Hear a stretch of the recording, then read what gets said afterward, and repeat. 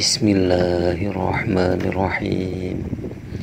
Wa an Abi Barzata al-Aslami radhiyallahu anhu qala kana Rasulullah sallallahu alaihi wasallam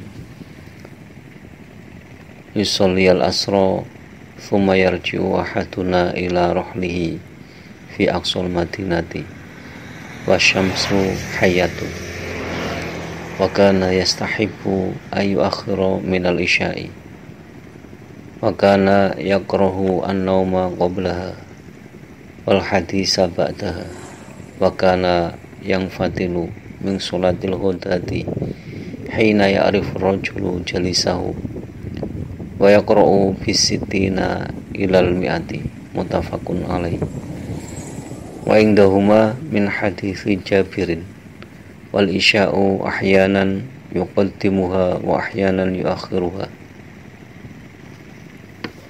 idza ra'ahum ijtama'u ajala wa idza ra'ahum abda'u akhara wa subha kana an-nabiyyu sallallahu alaihi wasallam yusalliha bihulasin wali muslimin min hadisi Abi Musa faqamal fajra hina insyaqqal fajr wan nasu la yakadu ya'rifu ba'dhum ba'dha.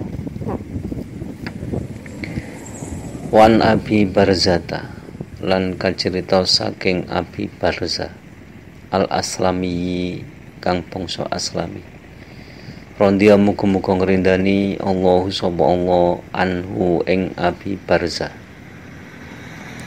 Qala matur sapa Abi Barza kana ono sapa Rasulullah sallallahu alaihi wasallam Rasulullah sallallahu alaihi wasallam shalla mugi paring rahmat ta'lim Allahu sapa Allah alaihi ing atase Rasulullah wa alihi lan ing atase keluarga Rasulullah wasallama lan rahmat keselamatan. Yusolliya iku salat sapa Rasulullah al-asra ing salat asar sumayarji'u mongko nuli bali ahaduna sapa salah suwijine kita ila rohlihi maring omahe ahaduna fi aqsal madinati kang tetep ing dalem pinggire kota Madinah wa syamsu hale utawi srengenge hayatun iku isih putih. Wa kana lan ono sapa Rasulullah yastahibba iku demen sapa Rasulullah ayu akhira ing yen to ngakhirake sapa Rasulullah minal isya'i saking salat isya. Wa kana lan ono sapa Rasulullah yakrahu iku sengit sapa Rasulullah an-nauma ing turu qabla kang tetep ing dalem sedurunge isya wal hadisa lan dawu ba'daha ing dalem sause isya utawa wal hadis lan omong-omongan ba'daha ing dalem sause salat isya. Maka lan ono sapa Rasulullah yang fadilah iku wangsul sapa Rasulullah ing salatil ghadati saking salat subuh hina ya'rifu ing dalem semangsane ngerti sapa ar-rajulu wong lanang jalisahu ing kancane rajul wa yaqra'u lan maca sapa Rasulullah bisitina kelawan suwida ayat ilal mi'ati temoko maring 100 ayat ay minal Qur'ani. Mutafakun padha sepakat sapa Imam Bukhari Muslim alaihi ing atase hadis. Wa indahuma lan iku mungguhe Imam Bukhari wa Muslim min hadisi Jabirin saking hadise sahabat Jabir apa wal isya'u ahyanan yuqaddimuha wa ahyanan yuakhiruha ila akhirih. Wal isya'u taisya ahyanan iku ana kalane yuqaddimu dinginake sapa Kanjeng Nabi ing isya. Wa ahyanan lan ana kalane yuakhiru iku ngakhirake sapa Kanjeng Nabi ing isya. Idza ra'a nalikane ngerti utawa idza ra'a lan nikane weruh sapa Rasulullah hum ing ashab isma'u hale padha kumpul sapa ashab ajala mongko ngagihake salat isya sapa Rasulullah. Wa idza ra'a lan nalikane ningali sapa Rasulullah hum ing ashab abtau kale wong kang padha telat kabeh akhara mongko ngakhirake sapa Rasulullah ing isya. Wasubhu lan utai subuh iku kana ana sapa an-nabi Kanjeng Nabi Muhammad sallallahu alaihi wasallam yusolliha iku salat sapa Kanjeng Nabi Muhammad ing subuh biwalasin kelawan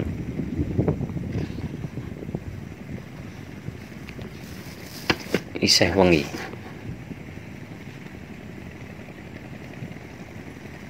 Wali muslimin lan iku ketu Imam Muslim.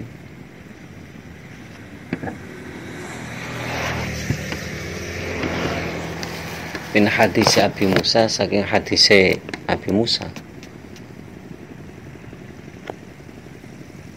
Apa faqamal fajra ila akhiri. Faqama mongko njumenengake sapa Rasulullah al fajra ing salat fajar. Hina ing syakka ing dalem semangsane muncul al fajr apa far. Wana suhale utai menungso wana suhale utai sahabat layakatu iku ora parek apa ya'rifu ngerti sapa ba'dhum sebagian nas ba'dun ing sebagian kang liya. Jadi hadis ini menjelaskan tentang kaifiat sholat Kanjeng Nabi Muhammad Sallallahu Alaihi Wasallam, yaitu dari sahabat Abi Barza Al-Aslami. Nah, sahabat Abi Barza Al-Aslami itu namanya Nadla bin Ubaid Aslam.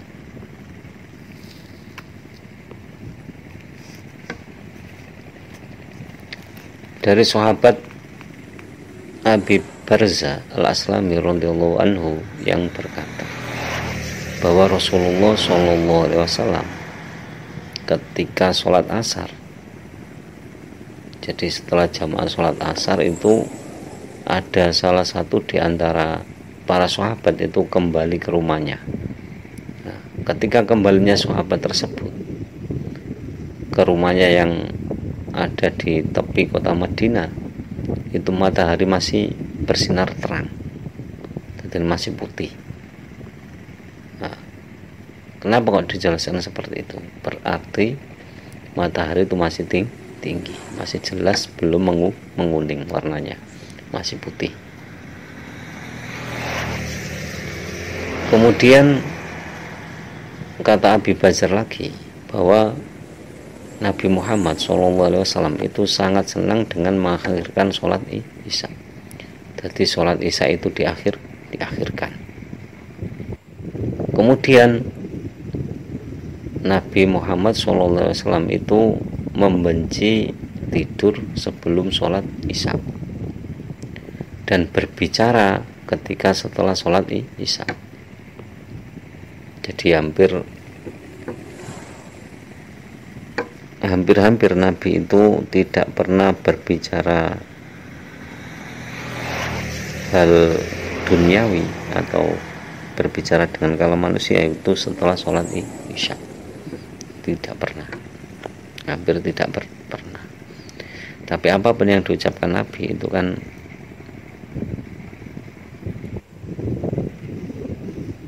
berdasarkan wahyu. Jadi kalau ada wahyu turun ya tetap diucapkan. Maksudnya tidak pernah berbincang-bincang itu. Memang selama itu yang dilakukan Nabi tidak pernah berbincang-bincang ketika setelah sholat isya.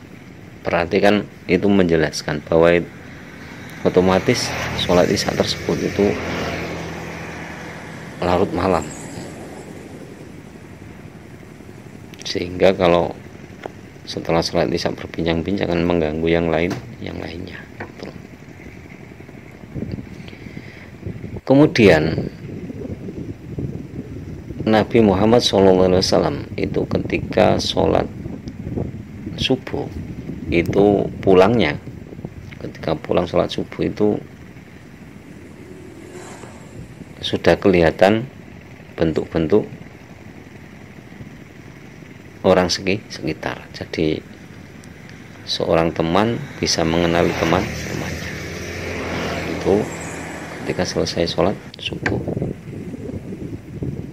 Nah, kemudian di hadis ini juga menjelaskan bahwa Nabi itu setiap hari membaca Al-Quran minimal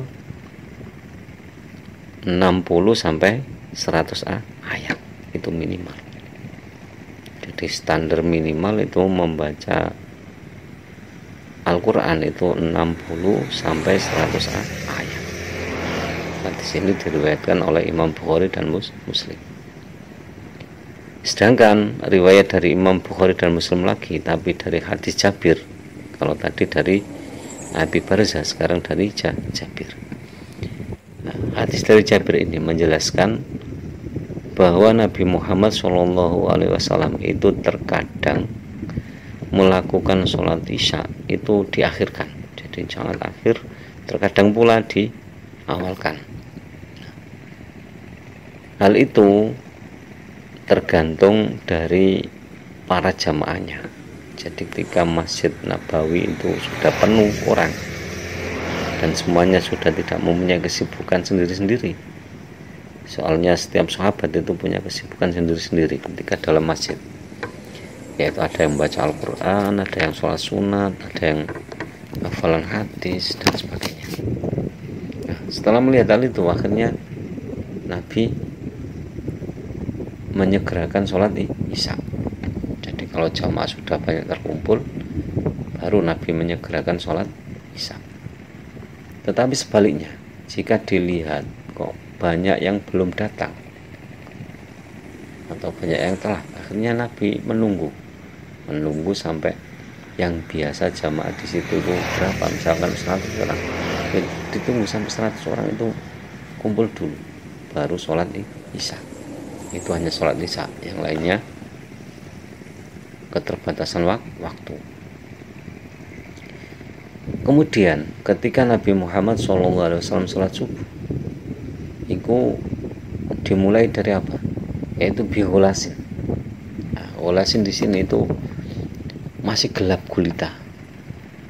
Maksudnya gelap gulita itu orang tidak bisa mengenali teman-temannya. Kalau dulu ukurannya kan seperti itu. Jadi orang yang berangkat sholat subuh itu dibareng sama siapa ya nggak kenal, kecuali dari suaranya. Itu berarti masih gelap gulita.